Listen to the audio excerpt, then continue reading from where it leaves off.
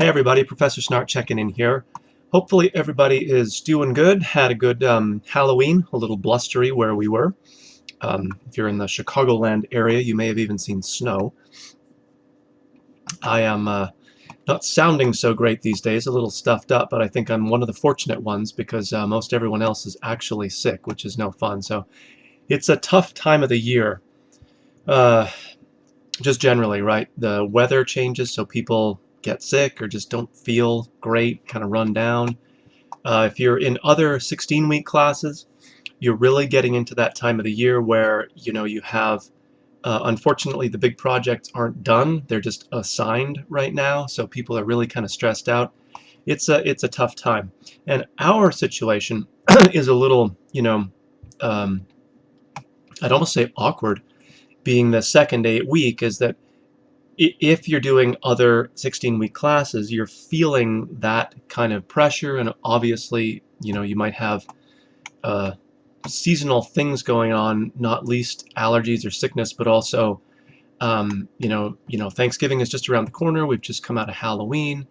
The holiday break is coming up afterwards, the Christmas break, and so it just kind of like ramps up in all aspects of your life.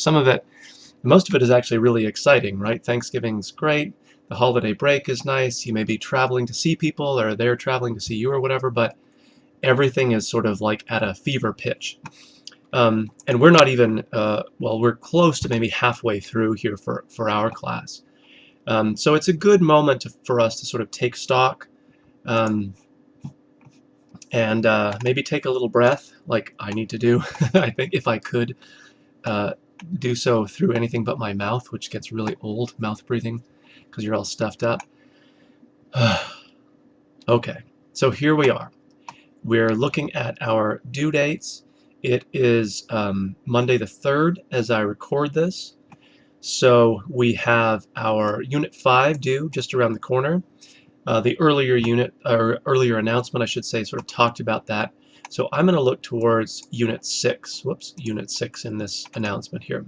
So let me click into Unit 6. Okay, locating secondary sources. So one of the most important parts of our class, in terms of it being the research class, is obviously finding, evaluating, using effectively, citing correctly, building works cited with secondary sources, all that stuff. So a secondary source is probably something that most of you have run into before or heard about. Sometimes the terminology can be different. Sometimes it's called a critical source, like I've mentioned down here. Sometimes it's just called like a source, which is not very helpful. But for our purposes, if you took a story like, well, let's say one of these, Gorilla My Love or Araby, signed for Unit 6, a secondary source on one of those stories would be like a scholarly academic article that discusses maybe important characters, important themes, background issues, something like that. But the source is a direct discussion of that primary source, which would be the short story or the play or the poem or whatever the text you're dealing with is. So it's important to realize right away that we sort of have two criteria that we look at in terms of secondary sources. We want them to be relevant and appropriate. And appropriate means they're just coming from a reputable place. And for us, like we've seen before, that's always going to be database sources. So we're not going to use the general just web. You're not going to Google stuff.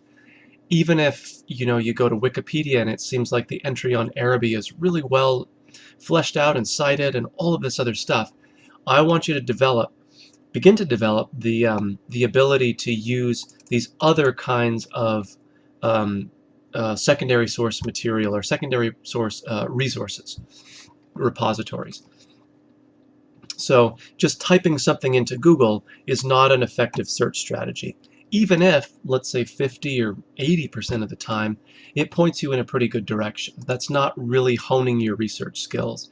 Using these databases really does hone those skills. And in fact, they're set up these days so kind of effectively and efficiently that the search mechanism is really not what it used to be. It's pretty smooth in most cases. But what it points you to is, for the most part, instead of like that sort of 50% hit rate or 80%, we can almost guarantee that if we're finding stuff in the database that is about Araby or Gorilla My Love or Death of a Salesman once we get to it, or Boys and Girls, or whatever the case might be, we can trust that as reliable. So it's been professionally written, professional editors have looked at it and made sure it's correct, it's formatted nicely, it's really usable for us. So we are only going to use databases in our class. That's the appropriate part.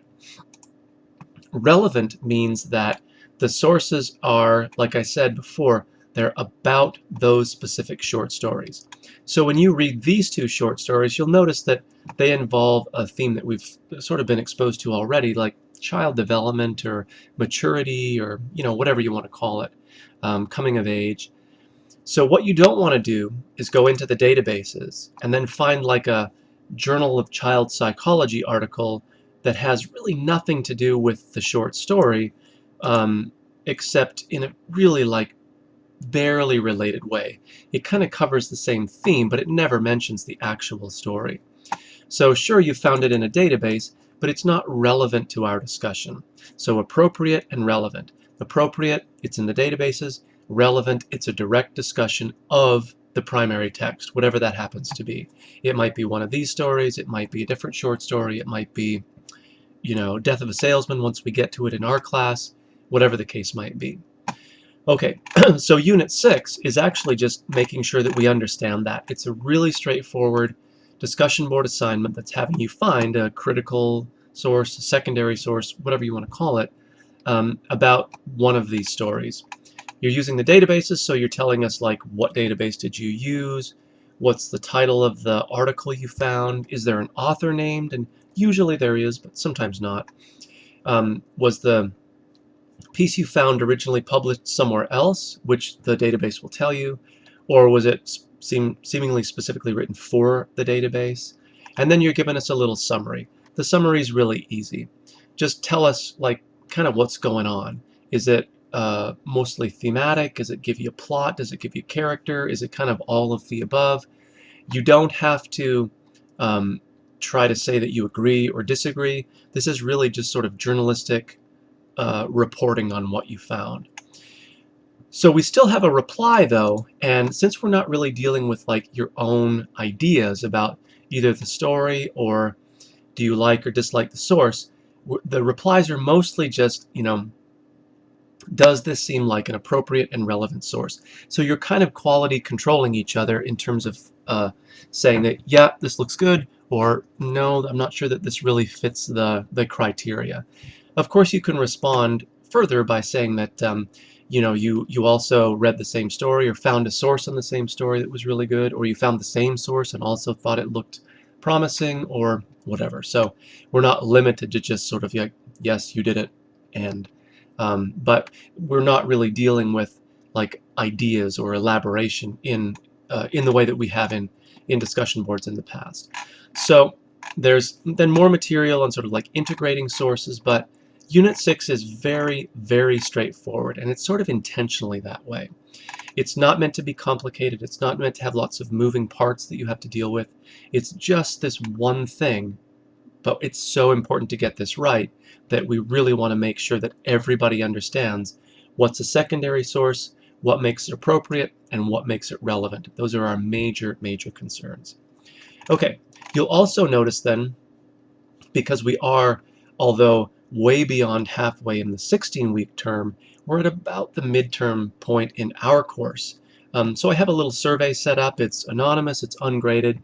I'd just like to know about sort of your experience so far. I hope it's been good, and if not, I want to know about that. So, pretty simple, just give me some feedback. Again, I don't, I hate these things when they become just like the complaint department window. If you have something positive to say, be sure to tell me that, because not only does it make me feel good, hey, I'm not going to lie, but it's important to know what works, because then I can make sure I do that or do more of that in the rest of our class, but also subsequent classes. So a little, moment for us to, whoa, move our cursor all around and go crazy. A little moment for us to again sort of pause and reflect on your experience so far. Okay. So that's kind of a lot to that I've just said that is repeating sort of what's already in front of you here. But again, a good time to notice where's that essay coming up. We have our first essay coming pretty soon. And after that, we really turn around pretty quickly to assign the second essay or the final essay, and that occupies most of our time as we get towards the end of our term. So again, we're about midway, but it's the time of the year and the time of the traditional 16-week semester that things seem to go really fast, but you're sitting in class and it's really slow, and you have so much to do and so little time to do it, and all of these other things like travel planning and holidays coming up and all this other stuff. You really, you know, now more than ever maybe, you really need to focus on like what's the task at hand, when am I going to do it, then I get it done, and then I do the next thing. You know, make lists. Gosh, they were the lifesaver for me.